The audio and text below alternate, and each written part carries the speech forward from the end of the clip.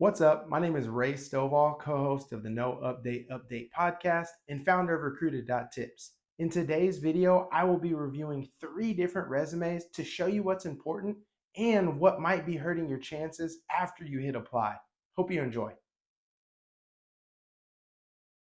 Austin Belsack is a top voice within the career coaching community, and he conducted a study in 2021 that analyzed over 125,000 different resumes. The goal of this study was to determine where candidates might be able to get an edge on each other using their resume. The results of this study highlighted 4 different things that you should be doing on your resume. Number 1, include your LinkedIn.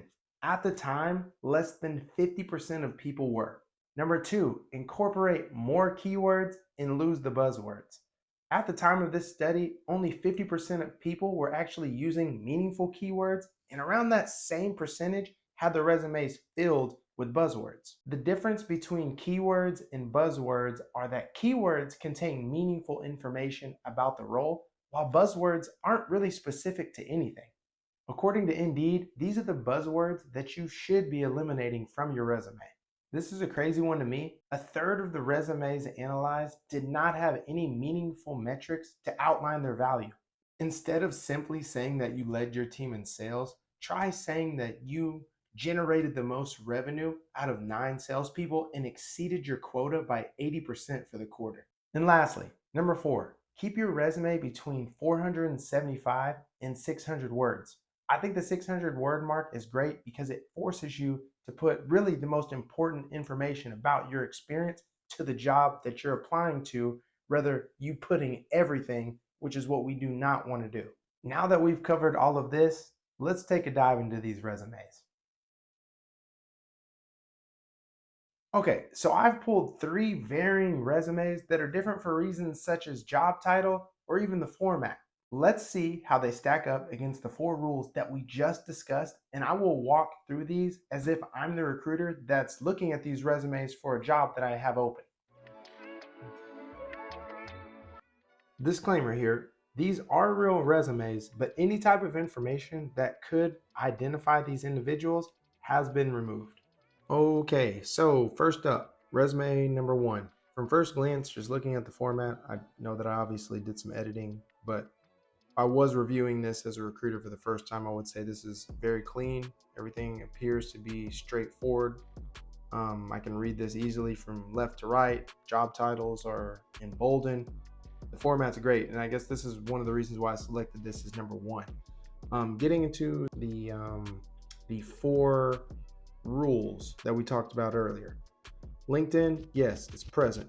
Keywords, I analyzed 3 different job descriptions that I found on LinkedIn for this person's title, and compare and contrast, even when looking at the technologies at the bottom, this resume is missing about 50% of keywords, which holds true. From a metric standpoint, there is a meaningful statistic, and this is really a great one that, when you're looking at it, if you were to make something and you have no idea where to start, this is a great example. My only, thing that I would have changed is do that in every job. Put at least 1 statistic on each job, and I think that would be great. And then really the last thing, from a word perspective, there are 525 words on this resume, which fits right in the green zone. Some other good things that I wrote down, and this is debatable. I know I'm going to get somebody in the comments on this one, but there's no summary. To me, that's not really a problem. I think summaries are not an absolute must-have, especially for seasoned professionals. This person got straight to it, and it's really a good-looking resume. There's some things that I would redo or omit personally. You can see here that the person included the street address. For many reasons, there's a lot of crazy people out there, and there's a lot of funny business that goes on. I personally only recommend to do city and state. The next thing, this person has been out of school for 7 years now. I know you can't see that on here. There's really 2 things with the education that I would redo or omit. Number 1, don't include dates on your resume for when you graduated.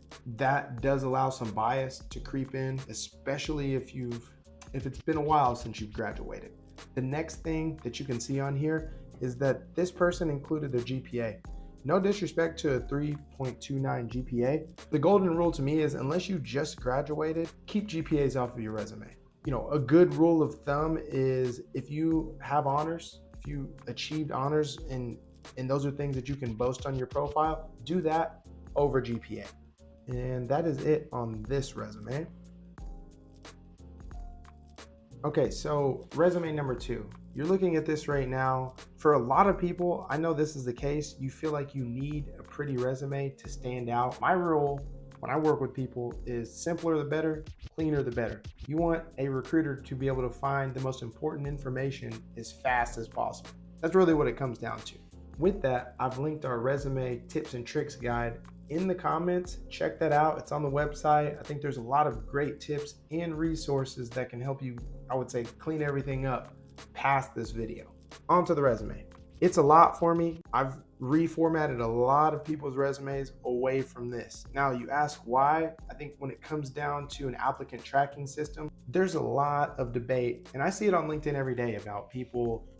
Does the ATS automatically reject you? Does the AI reject you? That's for a completely different video. What I do know is based on the research I've done, the applicant tracking system has a harder time reading documents with pictures, with graphs, with charts.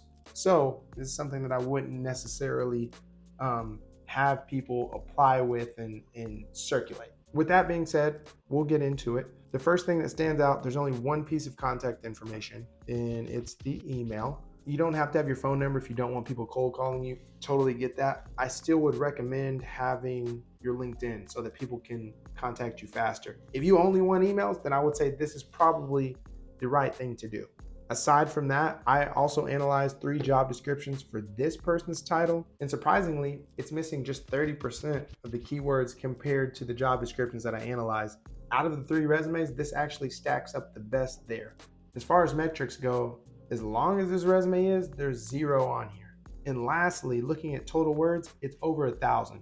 So it's about 400 words over what we discussed earlier of 600. Some things that are good. When you look at this first page, I do think that there's a lot of great keywords on here and there's a lot of information that's good. My recommendation would be to convert all of this with the pictures, boxes, convert those into bullet points on your job that are relevant to the job that you're applying to. Now, things that I would redo or omit, again, going back to the email, that's one thing. I also have no idea where the candidate lives. For a lot of recruiters, that's one of the first search strings that they're going to use. People don't want to waste their time by reaching out to somebody that's halfway across the US or maybe even in a different country. So do yourself a favor and include at least your state. Another thing, it's not until the middle of page 3 where I can see where the candidate is working. That's a big problem. You want a recruiter or a human resources professional to be able to find this information that's on your profile as fast as possible. And lastly, if you go back up to the top and really throughout here, I counted 30 different pictures or icons with the ATS. This is a big no-no. Because we're doing a resume review video, I went ahead and took that resume and converted it into something that I think is more usable in the sense of applying. And again, you're not going to beat the ATS, but at least align more with what and how it's going to operate. So here's the resume. You can see I added city, state here, added a phone number, had the email and LinkedIn. Looks pretty standard. I use ChatGPT to break down and create a new summary. Accomplishments, to me, this is a big thing. It highlights some of the most impactful things that you did at the very top, and recruiters are going to see that very quickly. Hiring managers should see that very quickly. With experience, organize things a little bit better, embolden things that recruiters, hiring managers need to see. And going down to education, it's very clear, technical and domain expertise. This is the keyword section that I think is great for this resume. This is going to help you pull up in LinkedIn. It's going to help you pull up on Dice or wherever that your profile is. So taking that old resume that was over 1,000 words, consolidating it, and then cleaning it up, which I believe this is a solid resume. All right, so wrapping things up with resume number 3.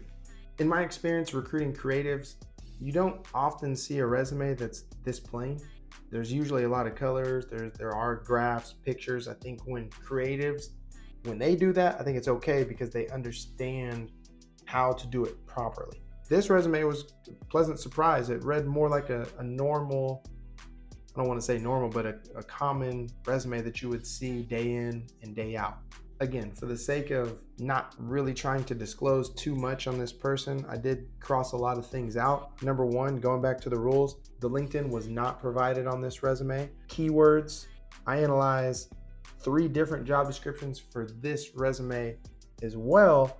And this more so aligned with the first resume, hovering around the 50% mark, which, going back to the study, we have 2 of the 3 resumes that are still holding true with that number.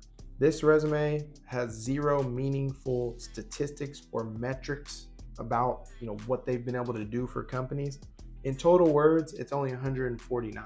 The good with this resume, in my opinion, it's very clear on the companies, what they were. They're very clear on the dates of employment as well. Towards the bottom of this resume, they did a great job of highlighting the skills and tools that they used in addition to awards and education. Everything was outlined for the recruiter very, very well. Things that I would redo or omit on this resume. Not a ton of detail on the specific responsibilities that the person had, but it seemed to me, just looking at it, it was just full of keywords. This is common with creative profiles and resumes because 9 out of 10 creatives will have a portfolio. That's where you're going to see the bulk of the main information and the main things that they do. So keep that in mind. This resume, all contact info was present minus the LinkedIn. They also did not have a city state. And then the last thing, maybe this is too much. I'll probably hear this from somebody in the comments as well. If you're talking about ease and being able to read things, I would personally take this from a paragraph sentence form and convert that into a bullet form so that a recruiter can go boom, boom, boom, boom, boom, boom, easy, easy, easy. Now, if you say, oh, why just make it so easy on the recruiters? I know that a lot of people talk about, oh, recruiters and HR people read resumes for 7 to 10 seconds. A part of that is true. When it comes to sourcing and how recruiters work, say you have a list of 200 profiles that you're going to go through. That initial look that you're going to have on those profiles for each profile may be 7 to 10 seconds. You're going to take that list of 200 and consolidate that down to 50 or 30 profiles. You will then look at them deeper to construct your reach out.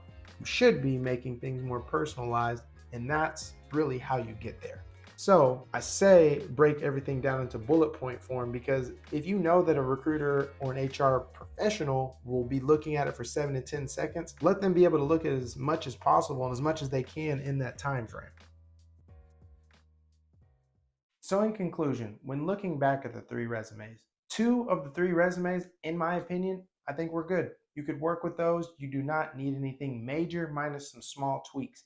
It was only resume number 2 that if I'm working with this person, or if this is a candidate that I may be sending to a hiring manager or submitting to a role internally, I would recommend that that person make some major changes to their resume, similar to the example that I went through in what I reformatted. Putting together kind of a final checklist if you're at the end of this video and you're trying to take things all in. Number 1, you need to take a look at your resume, do a self-assessment, and see how well it aligns with the 4 rules that we've talked about throughout this video. Number 2, your resume needs to be formatted in such a way that it's very easy for the recruiter or whoever's reading this thing to be able to go through very quickly and get the information that they need. And number 3, pretty and full of pictures or images does not equal success. I personally, again, believe that it's clean and simple that gets the job done. Before I close this out, definitely want to say thanks for taking the time to watch this video, and I hope it connected some dots. It's worth mentioning again that I have included our resume tips and tricks guide in the comments. If you use this guide, it will be able to produce a really solid resume for you. As always, check out our website, www.recruited.tips, and our podcast, No Update Update, for some of the best conversations and instruction for the job search. Oh yeah, and subscribe below. Peace.